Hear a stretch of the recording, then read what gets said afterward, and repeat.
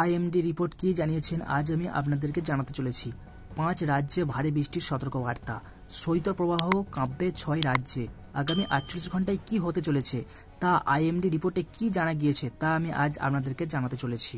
সঙ্গে থাকুন। আবহাওয়ার গতি পরিবর্তন হচ্ছে দ্রুত। দেশের বিভিন্ন রাজ্যে ভারী বৃষ্টি ও তুষারপাত শুরু হয়ে গিয়েছে। আবহাওয়া দপ্তরের পূর্বাভাস বলছে, দিল্লি ও উত্তরপ্রদেশে সহ উত্তরে একাধিক এলাকায় তাপমাত্রা স্বাভাবিকের থেকে 3 থেকে 6 ডিগ্রি সেলসিয়াস কম রয়েছে। অন্যদিকে নিম্নচাপের জেরে রাজ্যে রাজ্যে ভারী বৃষ্টি চলছে। দক্ষিণ পূর্ব বঙ্গোপসাগরের দক্ষিণ অংশে, নিরক্ষীয় অঞ্চলের কাছে এবং চরম দক্ষিণ আন্দামান সাগরের উপরে একটি নতুন নিম্নচাপ এলাকা তৈরি হয়েছে। এই সিস্টেমটি ক্রমশ পশ্চিম উত্তর পশ্চিম দিকে অগ্রসর হবে এবং পরবর্তী 24 ঘন্টায় একটি চিহ্নিত নিম্নচাপ এলাকায় শক্তিশালীভাবে সক্রিয় হবে। এই নিম্নচাপ তামিলনাড়ু উপকূলীয় অঞ্চলের কাছাকাছি পৌঁছবে, তবে সিস্টেমটি সক্রিয় হতে আরও 24 ঘন্টা সময় লাগবে। আবহাওয়ার পূর্বাভাস বলছে, শ্রীলঙ্কা এবং তামিলনাড়ু উপকূল বরাবর দক্ষিণ পশ্চিম বঙ্গোপসাগরের উপরে চিহ্নিত নিম্নচাপ এলাকা আরও সক্রিয় হওয়ার সম্ভাবনা রয়েছে। সাধারণত মৌসুমী প্রণালী স্কেলে বৃদ্ধি পায় এবং বঙ্গোপসাগরের দক্ষিণ পশ্চিমাঞ্চলে বিস্তৃত হয়। আগামী 24 ঘন্টায় নিম্নচাপ এলাকাটি আরও সক্রিয় হওয়ার সম্ভাবনা রয়েছে। 11 থেকে 13 ডিসেম্বর অর্থাৎ বুধবার থেকে শুক্রবারের মধ্যে তামিলনাড়ুর উপকূলীয় অঞ্চলে দুর্যোগপূর্ণ আবহাওয়ার বিরাজ করবে। 12 ডিসেম্বর এই নিম্নচাপ এবং ঘূর্ণাবর্ত সঞ্চালনটি দক্ষিণ উপদ্বীপ এবং তামিলনাড়ুর অন্তরীণ অংশের দিকে অগ্রসর হবে। এরপর এই দুর্বল সিস্টেমটি 13 ডিসেম্বর লাক্ষাদ্বীপ অঞ্চল এবং দক্ষিণ পূর্ব আরব সাগরের দিকে অগ্রসর হবে এবং কেরলে বিক্ষিপ্ত বৃষ্টিপাত ঘটবে। আবহাওয়ার ইঙ্গিত, এরপর সিস্টেমটি উপকূল থেকে সরে যাবে। 15 থেকে 17 ডিসেম্বরের মধ্যে একই রুটে একটি নতুন আবহাওয়ার সিস্টেম সক্রিয় হওয়ার সম্ভাবনা রয়েছে, তবে এর তীব্রতা তুলনামূলকভাবে কম হবে। আইএমডি রিপোর্ট অনুসারে দক্ষিণ ভারতের বহু এলাকায় বজ্রবিদ্যুৎ সহ বৃষ্টির সতর্কতা জারি করা হয়েছে। আবহাওয়া দপ্তরের মতে, তামিলনাড়ু, পুদুচেরি এবং কারাইকালে প্রবল বৃষ্টি ও বজ্রপাত অব্যাহত রয়েছে। আইএমডির পূর্বাভাস অনুযায়ী যে বৃহস্পতিবার এবং শুক্রবার দক্ষিণ অভ্যন্তরীণ কর্ণাটকে বৃষ্টি অব্যাহত থাকতে পারে। উত্তরপ্রদেশে গত দুদিন ধরে রাজ্যের কিছু অংশে মেঘ ও গুঁড়ি গুঁড়ি বৃষ্টির কারণে ঠান্ডা বেড়েছে।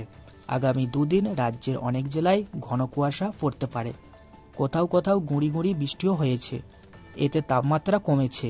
সমতল ভূমিতেও বৃষ্টির কারণে তাপমাত্রা দ্রুত সংকুচিত হয়েছে। আবহাওয়া দপ্তরের মতে পাঞ্জাব, হরিয়ানা, রাজস্থান এবং পশ্চিম উত্তরপ্রদেশে তাপমাত্রা কমে যেতে পারে।